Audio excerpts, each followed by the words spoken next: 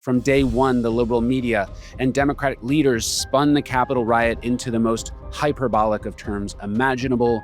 They were crying about it, wailing about it on national news. They engaged in group therapy sessions live on the air so that they could cry about what happened. They painted it as an existential threat to American democracy. They tried to claim that American men and women who were at the Capitol that day were akin to the terrorists on 9/11. Now it sounds like the most absurd thing. Joe Biden called January 6th the worst day in American history since the Civil War. Kamala Harris stood before the American people and said that January 6th was the worst thing that happened to America since Pearl Harbor and 9/11. And what we know now about January 6th is that a group of hyperbolic liberals decided to attack themselves, cry about it in order to indict Donald Trump, accuse him of crimes so that they could run against an indicted felon. My name's Ron Chapman. This is Off Air. We're going to give the closing argument on January 6th. We've got a new report released by the FBI and Department of Justice that shows that undercover agents, confidential informants, were in the crowd during January 6th, inciting violence. We're also going to talk about the BBC edited clip during this episode. You're going to learn a lot more about January 6th that you didn't know about.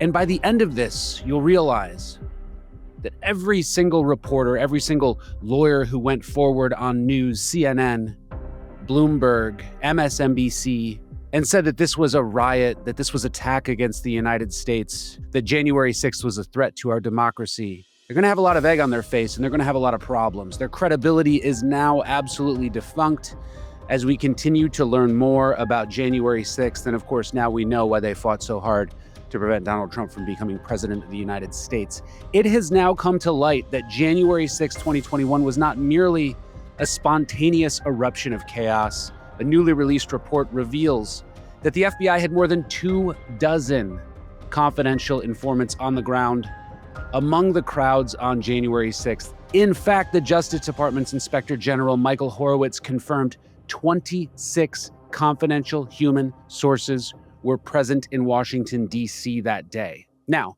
let me tell you about what a confidential informant is. I'm a federal criminal defense attorney. I've cross-examined many of them. Confidential informants are usually those who are working off a charge, engaged in some other criminal activity, maybe caught engaging in preparing some sort of uprising. They then decide to become snitches, get embedded into certain organizations. And as you might have seen during the purported Whitmer kidnapping plot, sometimes those confidential informants go way too far to incite criminal activity for the sole purpose of having someone to snitch on to save themselves. 26 confidential informants at the Capitol that day. What's surprising about confidential informants is that they have to report their activities. They receive direction and control from the FBI. 26 of them. 26 of them deployed to a specific area. Now, did we see 26 people deployed for the purpose of peacekeeping? No, we saw 26 people deployed to the Capitol for the sole purpose of inciting the kind of violence that they needed in order to blame Donald Trump. For years, anyone suggesting federal agents or informants might have been involved in the Capitol riot was dismissed as a conspiracy theorist. Yet here it is, black and white, 24 FBI-connected individuals embedded inside of protests. According to the report, only 3 of those informants were specifically assigned by the FBI to be at the Capitol, ostensibly to keep tabs on certain extremist suspects. Of course, we certainly doubt that now. The other informants, the FBI says, weren't officially tasked. They came on their own.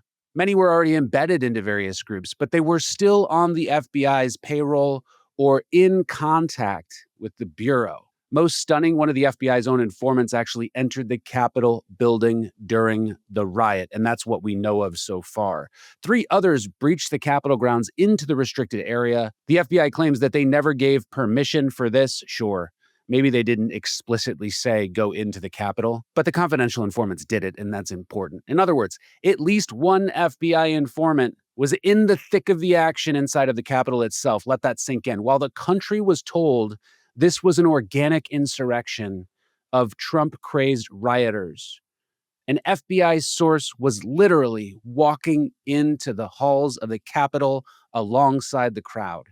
The official narrative from the report is that none of these informants were authorized by the FBI to break the law or incite a riot. The inspector general insisted the Bureau did not deploy undercover agents on January 6th. That was under oath, and did not direct its sources to commit crimes, he said. That's the nothing to see here line that the media trumpeted. Technically true in a narrow sense. Left-leaning outlets, I'm looking at UCNN, I'm looking at UMSNBC, emphasized this finding to claim conspiracy theorists of FBI involvement were debunked. CNN ran with a headline, "No undercover FBI agents were at the Capitol riot," and Politico confidently declared the report undercuts conspiracy theories that the feds instigated the attack. But hold on. Just because the FBI didn't officially tell their informants to spark chaos doesn't mean those informants had no effect on the protests. The same report quietly acknowledges that 26 informants were there, and most of them ended up engaged in some form of illegal activity during the mayhem. These weren't passive observers, ladies and gentlemen. They were part of the crowd. As the New York Post summarized, the FBI had at least 26 confidential informants on the ground, most of whom engaged in illegal activity during the chaos, even as FBI leadership had long insisted it did not have sources who orchestrated the riot. False statements. The last part is key. The FBI brass claimed none of its people helped orchestrate the riot. Yet they admit people on their payroll were there in the fray, and they admit that being there in the fray and going towards the Capitol building is part and parcel to orchestrating the riot, because that's what they indicted people for specifically. How many of these confidential informants, if they didn't act under the direction of the FBI, were charged with criminal activity for what happened on January 6th? Zero. How many of them were released as FBI informants? None that we know of. How many of them were even given a warning? Nope, none. Instead, we keep that secret. We prevent the American public from learning of it. We lie to Congress about it, and those people will be indicted. And to be honest, if they're not, we're really going to have some problems with Pam Bondi and the DOJ. Many people were charged on January 6th, many lives ruined. I've personally spoken to people who spent months in jail cells in the most horrible conditions you will ever imagine. I spent hours on the phone with Ryan Zink, someone who was a victim of this, detained in Texas, transported all the way to Washington, D.C., only to stay in a jail cell there and then receive a defense that was orchestrated by a Washington, D.C. insider whose only goal was to get him to plead guilty, blame Donald Trump, just so that there could be more evidence. This was an orchestrated effort to try to destroy the lives of these American people and try to disrupt a vote. It gets even more interesting, though. Earlier this year, a top intelligence official disclosed that investigators are actively probing whether FBI agents or informants had a hand in facilitating the Capitol breach. That's one of the things that Kash Patel was appointed for. Some have said that there's rumors about him resigning or being fired. That's just not going to happen. He's there to investigate January 6th. And we're going to see a big report about it coming soon. Under oath, in a Senate hearing, Joseph Kent, chief of staff to the Director of National Intelligence, said we've identified multiple confidential human informants run by the FBI and other agencies that were present in the crowd that day. He admitted it. He said they were directing people. They were removing barriers. Those types of things, he said. That sounds like inciting violence. Read that again. Federal informants were observed directing protesters, removing security barriers on January 6th, according to this official's testimony. Ken further alleged that the FBI and other agencies then tried to cover up the extent of their informants' presence among the rioters. Why? Because if this was known by the January 6th defendants, they would bring it up at trial and they would call those people to testify. These were explosive claims at the time, coming from an intelligence insider that directly contradicted the FBI's sanitized version of the events. They suggested that at least some government-connected actors in the crowd might have actually encouraged or enabled insurrection at the Capitol. If that's true, it's absolutely a game changer. It would mean that elements of federal law enforcement had advanced knowledge that trouble was coming on January 6th, and some informants might even have engaged in the chaos. At a minimum, the FBI certainly knew potential violence was high. The Inspector General found that the Bureau recognized the potential for violence in advance and took significant and appropriate steps to prepare. Yet, curiously, the FBI headquarters failed to take a basic step. They never formally canvassed all of their field offices for intelligence from informants about plans for January 6th. The FBI director at the time later admitted this was a basic step that was missed in the lead up to the Capitol protest. In fact, after the attack, the FBI mistakenly told Congress, right, that it had canvassed its sources beforehand, when in reality, no such broad intelligence gathering ever happened. Now, why didn't they do this? Because if they found those reports, they would have to disclose them to the January 6th defendants who would use them at their trial. Every single January 6th defendant who was charged at that time was involved in an egregious constitutional violation, the hiding and withholding of evidence. Every prosecutor who prosecuted a January 6th defendant should be immediately disbarred. Talk about a dropped ball, or was it willful blindness? The report blames confusion and poor communication for the FBI's false assurance to Congress. But one has to wonder, with 26 informants on the ground, how could FBI leadership not have pulled every possible tip from them before that day? Were they simply incompetent, or did someone somewhere not want to intervene forcefully? Optics are damning either way. The FBI had insiders amidst the protesters, knew of the brewing anger, yet the security preparations utterly failed. You remember that video of Nancy Pelosi talking about her failures? Intentional, I think. The Capitol was left poorly defended. The National Guard wasn't preemptively deployed. We witnessed the disgraceful spectacle that ensued. But now you need to add facts in there that you have confidential informants marshaling people into the Capitol building. Now, with many of those revelations, it's no surprise that many on the right suspected a setup. We don't just suspect anymore, we know. Did federal agents or sources infiltrate the crowd and help inflame it? Absolutely. We heard testimony of that before. The official FBI report says there was no evidence of that, but given their track record now and what we have learned, we've got to search for more information and evidence, because it's certainly true that informants were there. After all, this was the same FBI leadership that initially stonewalled questions about how many agents or assets were present. Are we to assume that stonewalling was a mistake? Recall how an FBI official infamously balked when Senator Ted Cruz asked if any FBI agents or informants committed crimes on January 6th. She refused to answer the question. It's also the same FBI that infiltrated plots like the Michigan governor purported kidnapping scheme, and some argue may have crossed the line into entrapment-like tactics. I don't think that some would argue it. I think it's absolutely true, and that's why they were acquitted. Skepticism is warranted. At the very least, the presence of over 24 FBI informants means the Bureau had far more insight into the crowd than it let on publicly. We now know that multiple Proud Boys and other group members who were at the Capitol were actually FBI informants.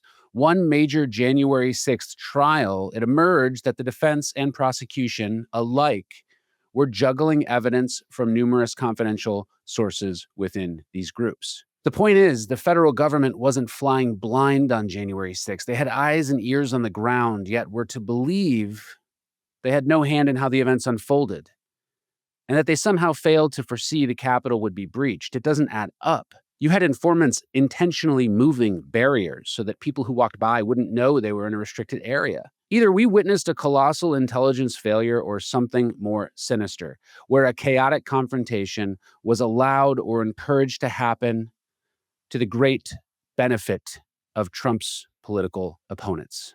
While these disturbing FBI details trickled out quietly over the past 2 years, the major media was busy cementing a very different narrative. That January 6th was an attempted coup, an insurrection incited directly by President Trump's rhetoric. From day one, the liberal media and Democratic leaders spun the Capitol riot into the most hyperbolic of terms imaginable. They were crying about it, wailing about it on national news. They engaged in group therapy sessions live on the air so that they could cry about what happened. They painted it as an existential threat to American democracy.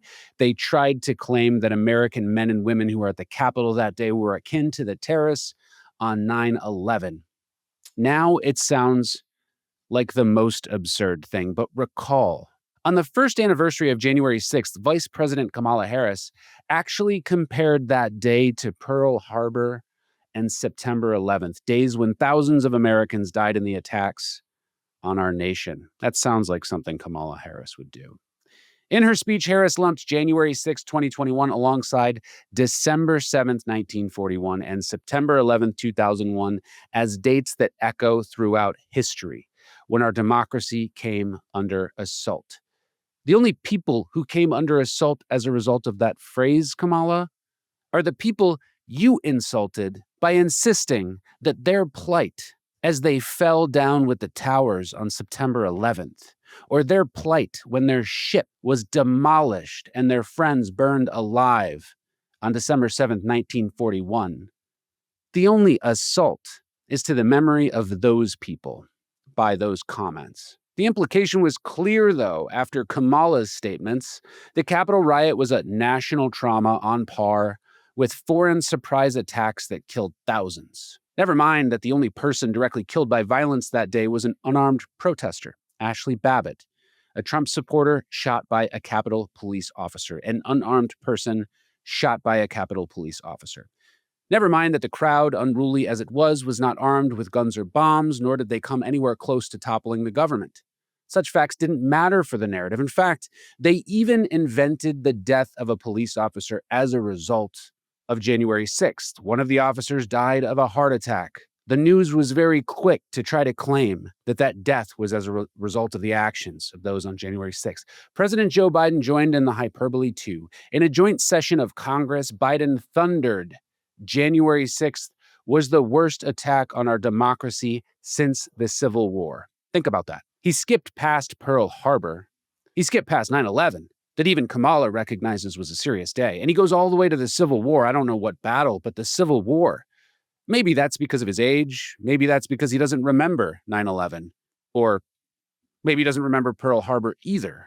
In Biden's view, a 3-hour riot where a few hundred goons temporarily disrupted a vote count was worse than all of those things. This outrageous claim went virtually unchallenged. He was applauded by those in the media and the mainstream press. Instead, his comments were echoed as if they were true. Legacy media outlets wrongfully adopted the term insurrection to describe the Capitol riot.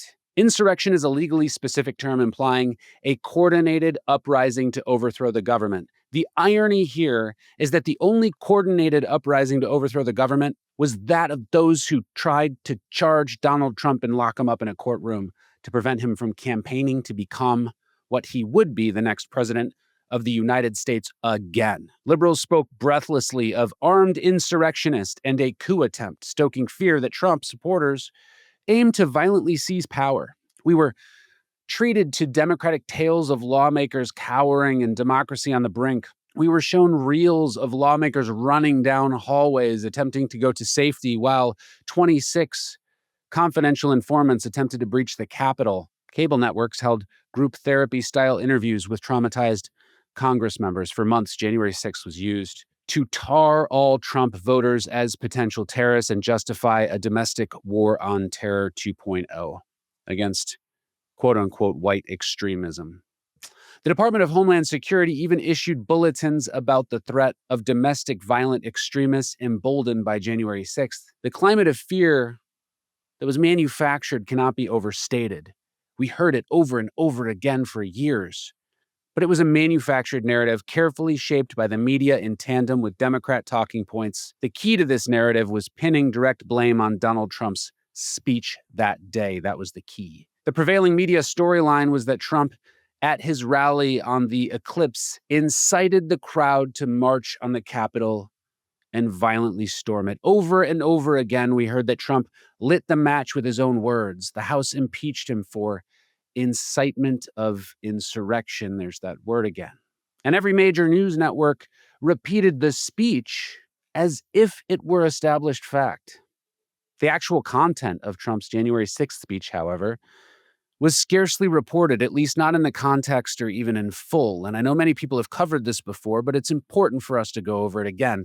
The media cherry-picked and distorted quotes to support the Trump caused it narrative. Then they tried to coerce people into plea agreements to say that they were incited by Donald Trump's speech. Engage in the largest investigation in the history of the FBI, charge hundreds of individuals with a crime for the purpose of having many of those execute plea agreements that blamed Donald Trump and blamed their derangement on him. This is an Orwellian story that I am surprised happened in our country. Now we know that one media outlet, the BBC, fabricated the narrative. A public broadcasting network caught red-handed manipulating footage of Trump's January 6th speech is one of the most damning charges about January 6th, period. But before we dive into that BBC scandal, let's set the record straight on what Trump actually said on January 6th, 2021, and what he did not say. These facts are important because millions of Americans and people worldwide have been given the repeated impression over and over that Trump explicitly urged the mob to attack the Capitol. He did not. Speaking to supporters that morning, President Trump's tone was certainly defiant. He was certainly angry about the election. He used the word fight many times in the figurative sense. We fight like hell, and if you don't fight like hell, you're not going to have a country anymore, he exclaimed at one point. Sounds like the exact kind of speech that the framers of the Constitution wanted to protect with their lives. This militant-sounding language is what the media latched onto. However, rousing one's supporters to fight for their cause is a staple of political speech. Democrats, including Biden, often talk about fighting for their agenda. Context matters. And I will tell you that every lawyer who stood up before the American people on the air and said that speech is criminal incitement of violence should be immediately disbarred because they led to the narrative. Crucially, Trump did not direct people to commit violence or storm the Capitol. In fact, he explicitly called for peaceful protest. About 20 minutes into his speech, while discussing the plan to march the Capitol, which is completely lawful, Trump said, "I know that everyone here will soon be marching over to the Capitol building to peacefully and patriotically make your voices heard." That line right there, peacefully and patriotically make your voices heard, not your fists, not your knives, not your guns, not your unlawful conspiracies to jail a political opponent. No, your voices. Those were Trump's actual instructions to the crowd, patriotically. How often have you heard that quoted on CNN or MSNBC? Probably never, because it doesn't fit the incitement narrative. They preferred to excise that and highlight the more fiery bits. But what happens when you take someone's speech out of context? You make it something new. Blaming Trump for the speech they created is the irony here. Later in that speech, Trump used the word fight in a combative political sense, and he expressed hope that the crowd would show strength. He even said, "We're going to walk down to the Capitol. I'll be there with you," which notably he did not actually do. He didn't march with the crowd, but he never said storm the Capitol or break in or anything to that sort. There was no explicit call to enter the building or confront lawmakers. The thrust was to cheer on Republicans objecting to the vote count and to pressure Congress and Vice President Pence to delay certification so that they could actually challenge the election in the courts, which is what they were doing. Mind you, the challenge in the courts is something that will be the subject of another episode. Not a single one of those challenges were actually decided on the merits, and we will find that the vote count in Detroit was corrupt. I'll expose that on a future episode of Off Air. One can argue that Trump's speech might have been confrontational, but it was protected by the First Amendment. It's exactly what speech is meant for. He included a call for peaceful protest. It undermines any claim of outright incitement of violence. Furthermore, once the protest at the Capitol turned into something a bit more serious, Trump made statements repeatedly calling for peace. As that situation escalated around 2:30 that day, he took to Twitter. At 2:38 p.m., after learning that there was a breach at the Capitol, he tweeted, "Please support our Capitol Police and law enforcement. They are truly on the side of our country. Stay peaceful." You say breach the Capitol, but there's much dispute about that. Some of the Capitol police were actually escorting people around the building. About a half hour later, Trump tweeted again at 3:13, "I am asking for everyone at the U.S. Capitol to remain peaceful, no violence." Those are Trump's own words. In the real time, as things unfolded, no violence, he said, stay peaceful. And in fact, instances of attacks on some of those officers seem to be relatively isolated. These messages, of course, got far less attention than they deserved, and the media is telling Trump did nothing to stop the riot, or even egged it on, they said. Yet here he was on the record telling people to calm down and respect the police. They think his words are important when they want to bastardize them and claim he incited something, but they don't want to look at his words when he was telling people to be peaceful. Eventually, around 4:17 p.m., he released a video statement asking the crowd to go home. A pretty serious thing to release a statement that quickly, coming from a former president of the United States. His calls for peace were downplayed and ignored by the press. This context makes what the BBC did all the more egregious. Not only did the mainstream outlets omit Trump's peaceful remarks, the BBC actively edited them out and spliced together different lines to create an entirely different quote.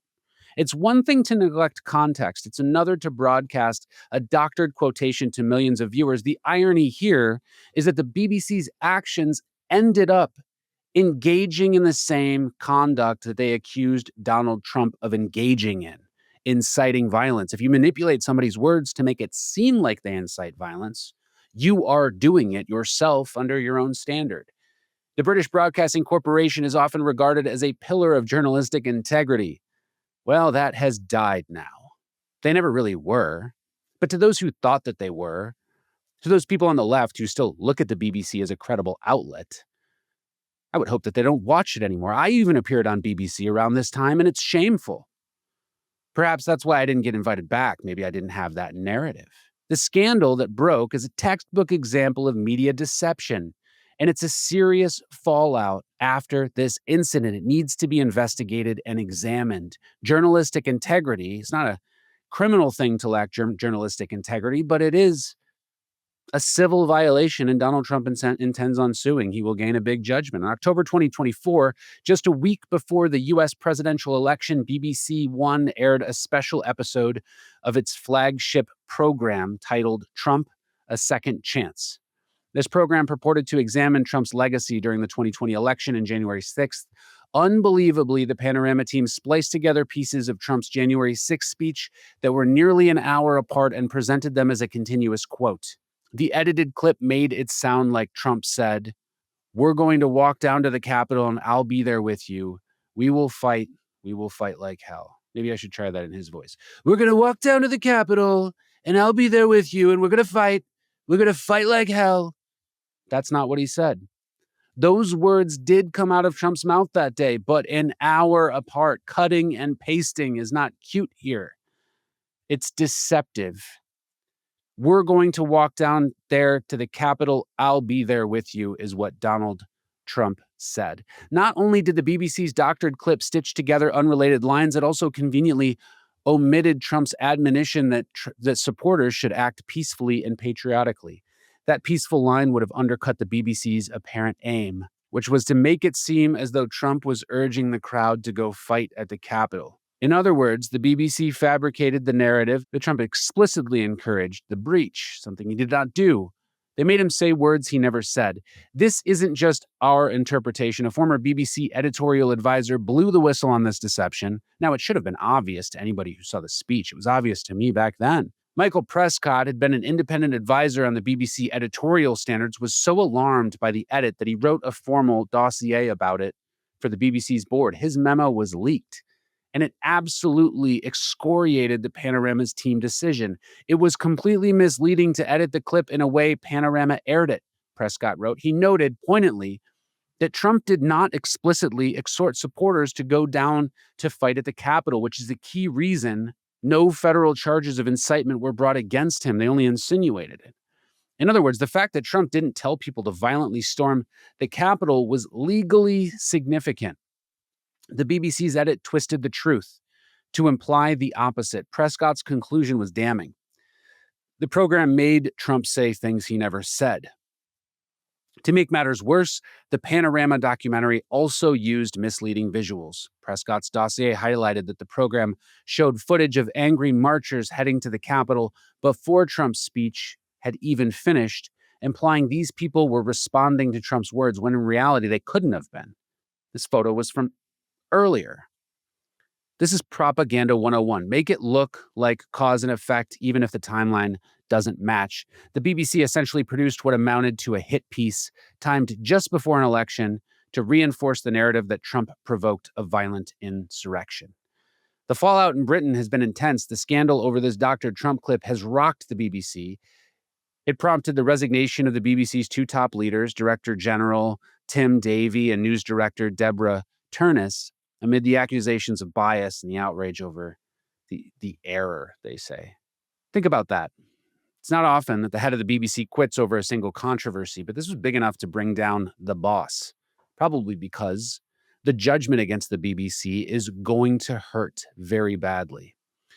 The BBC's own press office, under pressure from Trump's legal team, issued a mea culpa. BBC chair at the time, Samir Shah, sent a personal letter of apology to President Trump, saying he and the BBC were sorry for the edit. Sorry for the edit. So sorry. No worries, they said. In a public statement, the BBC admitted it sincerely regrets the manner in which the clip was edited. Sincerely regrets. It's cute. That's as close as you get to an outright admission of guilt, though. They also vowed not to rebroadcast that documentary, that's very nice of them, and tried to frame it as an unfortunate lapse but not malicious intent. Forgive us for not buying the innocent mistake line. This was a Panorama episode, a highly produced program. Editing like that is not an accident. It passes through layers of producers and editors. They knew what they were doing. It was a conspiracy. A conspiracy to attempt to overturn an election and deprive people of the vote by false information. Trump was obviously livid about this. He threatened to sue BBC for defamation, which he will do, demanding an apology and damages. Upon news BBC's chief resigned, Trump crowned on Truth Social, the BBC got caught doctoring my very good, perfect speech of January 6th. He called the BBC people very dishonest and accused them of trying to sway the 2024 election. Even for those who don't often agree with Trump, it's hard to say he's wrong on this one. BBC did act like a propaganda outfit here. They've always acted like a propaganda outfit. Let's call this what it is. Fake news. Literal. Fake news. The BBC fabricated a more damning Trump quote because the actual evidence didn't fit the narrative they wanted. They basically put the words "storm the Capitol" in his mouth by implication, creating the impression that he gave a marching order that he never gave. They feared he had intended to incite violence, so they just went ahead and did it for him. It's astonishing, and it validates every complaint about media bias and dishonesty that conservatives have voiced for years. The BBC is fabricating a crisis of credibility over this. For a public broadcaster mandated to be impartial, this is a cardinal sin. The British Parliament and media regulators have been questioning how such a blatant breach of standards could happen, and it's fed to a broader critique of the BBC moving forward. But the Trump speech doctoring is the most clear-cut example, not just of BBC conduct, but of partisan malfeasance. Everybody knows what he said during that speech. It's been the subject of multiple court cases. It's been the subject of millions of public dollars spent trying to impeach Donald Trump. Everybody knows that he did not say what the BBC said. I knew it. I was screaming it from the rooftops. But yet, the BBC has such a broad reach that this spiraled into other media outlets, and that tape continued to copy itself over and over again. One would hope that when a major media outlet like this doctors footage, other journalists would hold them accountable. No, we did not see people severing ties with the BBC.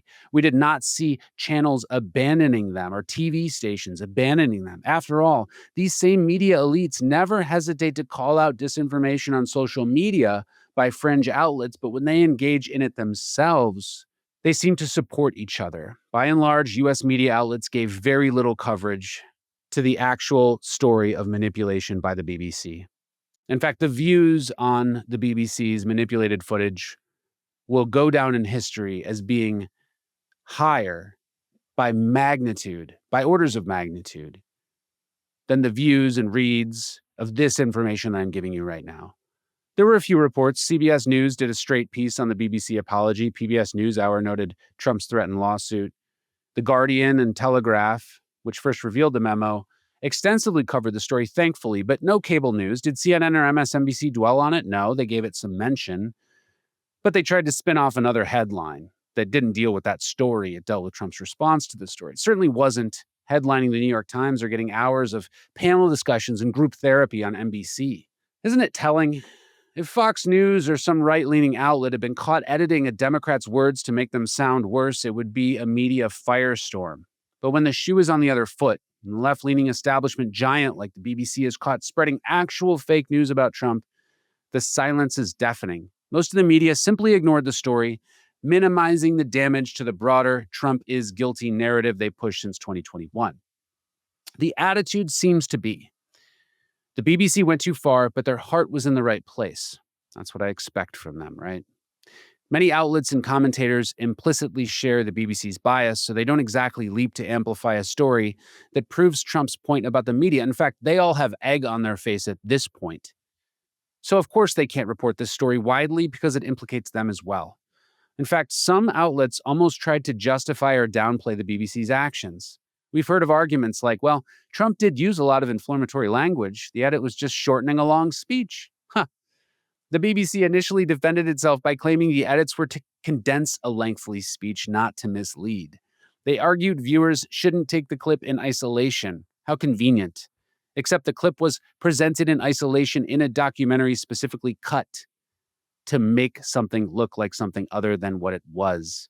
The broader media also continue to push the original narrative January 6th, barely acknowledging how these new pieces of information complicated. Even as the Inspector General's report and other evidence has emerged about FBI informants among the rioters, left-leaning media sticks to its script. January 6th was an insurrection incited by Trump, full stop. Any talk of feds in the crowd, provocateurs, is dismissed as conspiracy talk. They emphasize one half of the IG report, no undercover agents, while glossing over the other half, 26 informants present. As noted, CNN's coverage led to the debunking the FBI theory. On MSNBC, a justice reporter actually acknowledged that the number of informants is certainly going to raise a lot of concerns on the right, not on the left, just on the right. But reiterated the report says there is zero evidence that these individuals were instructed to do anything by the FBI. Of course, there isn't evidence of that. They didn't put that in writing. The last line was delivered almost in a tone of move along, nothing to see here. Thankfully, your viewers of Off Air. Thankfully, you all love the truth. There certainly is a lot to see here. We're going to continue to report on it. Right-leaning media, unsurprisingly, highlighted the parts of the story the left downplayed. Fox News ran the headline, DOJ IG reveals 26 FBI informants present on January 6th. Jesse Waters of Fox quipped that the informants were basically rats in MAGA hats paid to spy. I like the rhyme there, Jesse. The New York Post hammered the point that many informants took part in illegal acts. The gulf in coverage is striking. Almost like two different realities, which is what we're dealing with here. That's why you're here with me on Off Air. That's precisely the issue. The mainstream media have largely failed to hold each other accountable because they're all rowing in the same narrative direction. It took a Telegraph leak and a Guardian report to expose the BBC. American Network News all but ignored the top BBC resignations that resulted. Imagine the top executives of, say, NBC News resigning in a disgrace over faked footage. It would be huge news in the UK. But here, with the roles reversed, we get a shrug. The attitude among left-of-center outlets seems to be that misleading the public about Trump is not the worst sin because ends justify the means. Some might even believe it's a form of necessary righteousness. That's what they're operating under, after all. In their worldview, Trump is a unique threat, so who cares if we lie, cheat, steal to get him out of office? That's the most un-American attitude we can take. We care. Journalistic integrity should mean something. If the media can literally put words in a political opponent's mouth and face no professional censor from their peers, then the Fourth Estate has abandoned its principles. By refusing to loudly condemn the BBC's fabrication, other media outlets tacitly endorse that behavior. By refusing to probe unanswered questions about FBI informants, they show they're not interested in the truth and you should turn off the channel. In this episode of Off Air, we've pulled back the curtain on two critical aspects of January 6th: the hidden role of FBI informants on the ground and the media's manipulation of what Donald Trump said. These two threats point to an alarming reality. The narrative of January 6th, presented by much of the media and the left, was not just incomplete, it was part of a broader conspiracy. We know the federal government had embedded eyes within the crowd. Many had reported on it previously, but those fringe outlets were called conspiracy theorists. We know now that Donald Trump urged his followers to remain peaceful, both in his speech and subsequent tweets. Yet in the public, people were led to believe he practically sent an army to sack the Capitol. What ensued after that was billions spent on prosecuting a man who never needed it, hundreds of lives ripped apart, families destroyed by prosecutions, conspiracy charges, Supreme Court hearings, many of them including the Fisher hearing, which resulted in the reduction of charges for many. The people at the helm of this: Nancy Pelosi, Jack Smith, we are coming for you. You deserve prosecution for what you've done. You deserve disbarment for what you've done. Prestigious news organizations who manipulate the truth, you should go down. You should lose your funding. Crafting evidence to fit the accusation is a crime itself. And we've observed an American press corps largely unwilling to call out this deceit because it conflicts within the narrative. If you are angry about this, you have a right to be. This should deeply trouble anyone who cares about democracy and honest discourse, because the press is the only way that we can receive information necessary to make the right decision. The left loves to talk about the threats to democracy indeed, but the manipulation of information here, the hiding of the informants here, is the only threat to democracy I see coming from January 6th. Ask yourself, what is more corrosive to a democratic society than a media that peddles fear and falsehood to demonize political opponents, and intelligence agencies that aren't transparent with the public and even cause the harm that they seek to prevent? When media giants conspire to effectively rewrite the words of a democratically elected president because it suits their agenda, that is the form of informational tyranny that we must stop. When federal law enforcement plants operatives in political rallies and then possibly obscures their involvement, that too edges into authoritarian territory. For years, we've heard that misinformation is the big danger, that wacky conspiracy theories are rotting people's minds. But here, we have misinformation coming from the very institutions that claim the mantle of truth falsely. The BBC's Panorama didn't just get a fact wrong, it constructed a lie. Until they were caught. This incident is a reminder that fake news is not limited to some fringe websites on troll social media. They can emanate from the most revered media brands in the world, with executives paid millions of dollars to peddle what they say is the truth. How many Americans to this day are even aware that 26 informants were in the crowd on January 6th? Very few. The public fears, some fear, acknowledging these facts might lend credence to the other side's viewpoint, so they defend it so aggressively. That's not journalism. That's narrative policing. On Off Air, we're not here to police a narrative. We're here to expose it. The facts we present are drawn from official reports, credible sources, even if they're inconvenient to the powers that be. The picture that those facts paint is indeed a controversial and provocative one.